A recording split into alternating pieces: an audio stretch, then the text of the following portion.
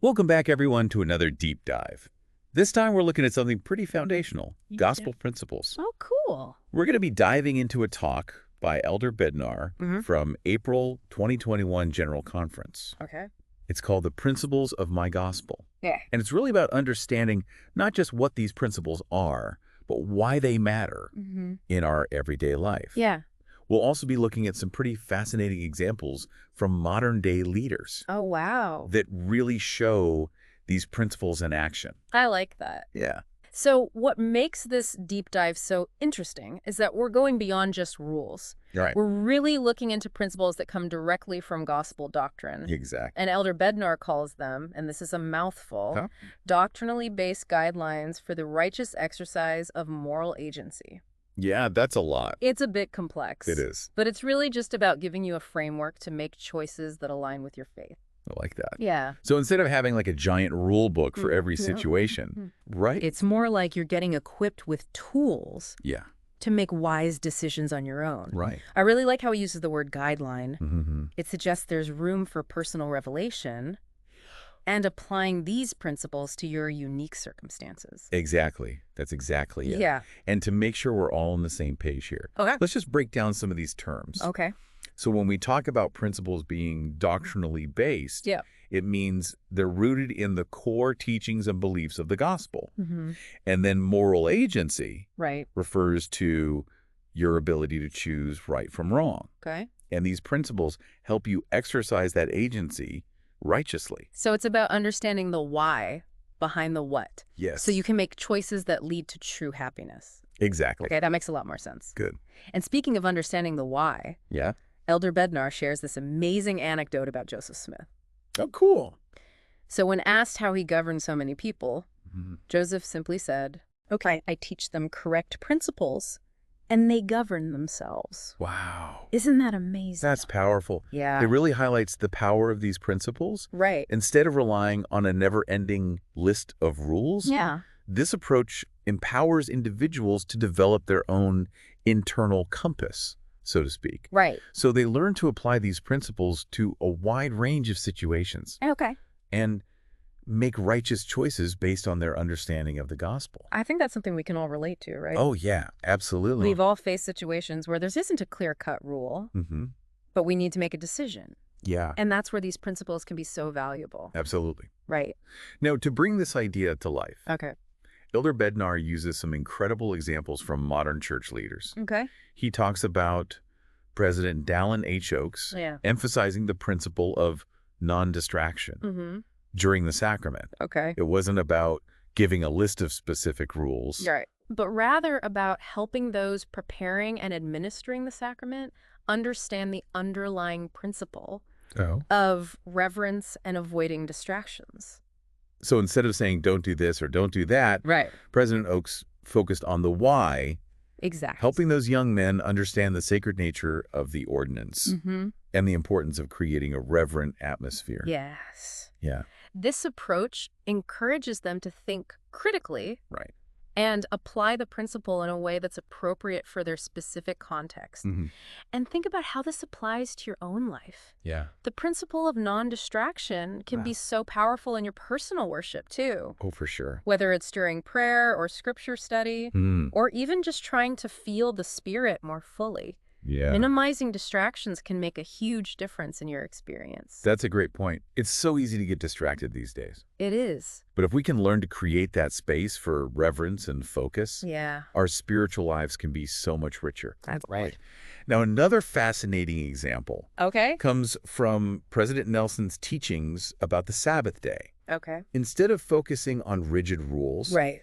he encourages us to ask ourselves a profound question. Okay. What sign do I want to give to God? That question really makes you think. It does. It's not about just going through the motions, Yeah. but about intentionally aligning our actions with our desire to honor God.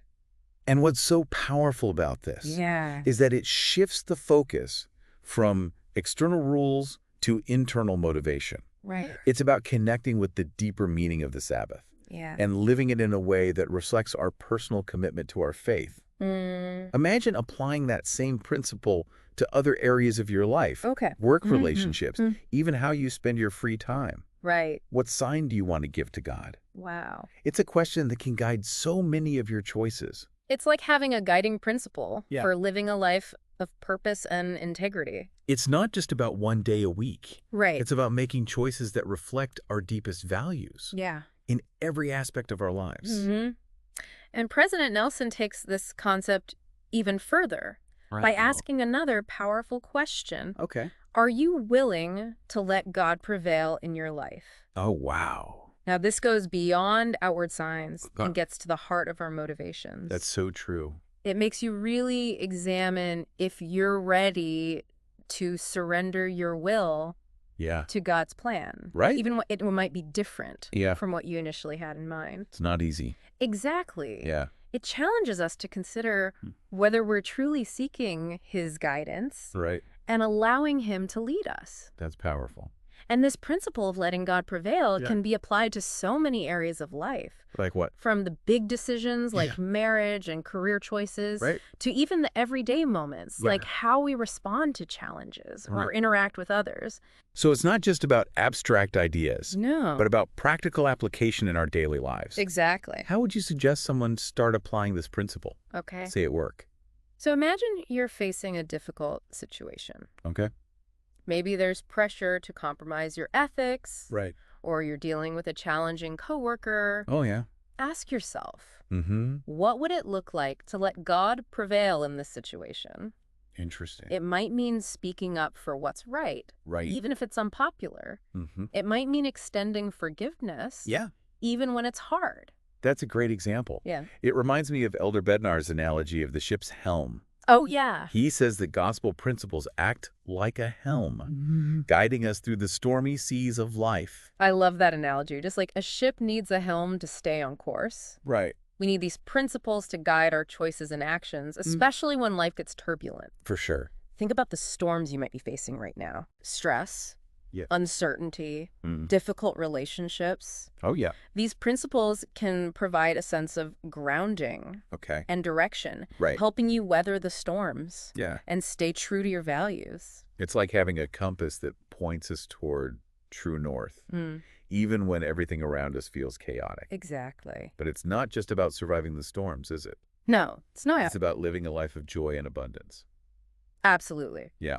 Elder Bednar emphasizes that aligning our lives with these principles brings countless blessings. Okay. It strengthens our faith, it deepens our connection with God, Right. and fills us with a sense of purpose and direction. It's about experiencing true happiness and fulfillment, Right. not just temporary pleasures. So it's not about following rules out of fear or obligation, No. but about embracing these principles. Yes. Because we understand the joy and peace they can bring into our lives. Precisely. It's about recognizing that God's plan for us is ultimately for our benefit, our happiness, and our eternal progression. And that's where the real power of these principles lies. This has been so insightful. Yeah. We've talked about what gospel principles are, why they're so important, Yeah. and how they can guide us in various aspects of our lives. Exactly. But before we wrap up, Okay. I'd love to get practical. Right. How can someone start incorporating these principles more intentionally Okay. into their daily routine? Yeah, that's a great question.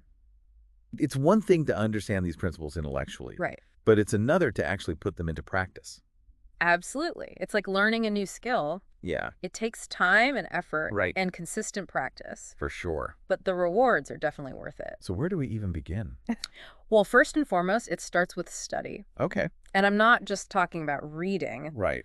but really pondering and seeking to understand the doctrines and principles Okay. behind the gospel. Right. You can find these principles Yeah. woven throughout the scriptures, Mm-hmm. the words of modern prophets, Okay. even talks like the one we're discussing today. So it's about immersing ourselves in the truths of the gospel Yes. so that they become a part of our thinking Right. and ultimately our decision making. Exactly. And as you study, Yeah. pay attention to those aha moments. Right. Those times when a principle really resonates with you. Mm-hmm. Jot those down. Okay. Think about them. Right. And look for ways to apply them to your own life. Okay. It's like creating a personal library of principles. Oh, I like that. Yeah, Okay. that you can refer back to when you face challenges or need to make important decisions. It's like having a toolbox. Yeah. Full of resources to help us navigate life's complexities. Exactly. I love that. And don't be afraid to ask questions. Right. Ponder. Right. Yeah. And seek personal revelation. Okay. The more we seek understanding, Right. the more these principles will become a natural part of who we are. It's about making this a personal journey of discovery, Yes. not just checking things off a list. Now, once you've spent some time studying and pondering, Okay. it's time to put those principles into action. Okay, how do we do that? Look for opportunities to apply them in your daily life, Okay. even in small ways. Okay, like what? It could be as simple as choosing to be more patient in traffic, Okay. making a conscious effort to be kind to a difficult coworker, Right. or even just taking a few minutes each day Okay. to reflect on the principles you're trying to incorporate. So it's about turning those principles into habits. Exactly. So they become ingrained in how we live. Precisely. Right. Remember, practice makes progress. Right. And don't get discouraged if you stumble along the way. Oh, yeah, for sure. We all do. Yeah. It's a process, not a destination. Right. The key is to keep learning, keep growing, and keep striving to align your life with those eternal principles. You know, something I've found helpful is creating little reminders Oh, yeah. throughout the day. Maybe it's a sticky note on your bathroom mirror, a quote you keep on your phone, or even just setting a reminder to pop up at a certain time. Oh, nice. It helps keep those principles top of mind. Yeah. So we're more likely to apply them when the moment arises. Those little nudges can make a world of difference. It's all about creating an environment Yeah. that supports your efforts to live these principles. I like that. And speaking of support, Yeah. don't underestimate the power of surrounding yourself with people who uplift and encourage you. Yeah. Find mentors, friends, family members who can help you stay on track Okay. and celebrate your successes along the way. It's so true. Having that support system can make all the difference in the world. It really can. It's about creating a community where we can learn from each other. Share our struggles Right. and help each other stay focused on what matters most. And remember, this isn't about being perfect. Right. It's about progress. Yeah. Every small step we take in aligning our lives with gospel principles brings us closer to God Right. and closer to the joy and peace He promises. So as we wrap up this deep dive, Okay. we want to leave you with one final thought. All right. Think back to those principles that resonated with you today. Okay. Choose one, just one, Yeah, and commit to making it a focal point in your life this week. I like it. See how it impacts your thoughts, your actions, your relationships. Yep. Let it be your guiding star Right. as you navigate the challenges and opportunities that come your way. Yeah. You might be surprised at the difference it makes. Who knows? Maybe this will spark a desire to dive deeper into other gospel principles Great. and discover even more treasures of truth and wisdom. Good stuff. Thanks for joining us on this journey of discovery. Yeah. Thanks for listening. Until next time, Keep seeking. keep learning and keep living those principles.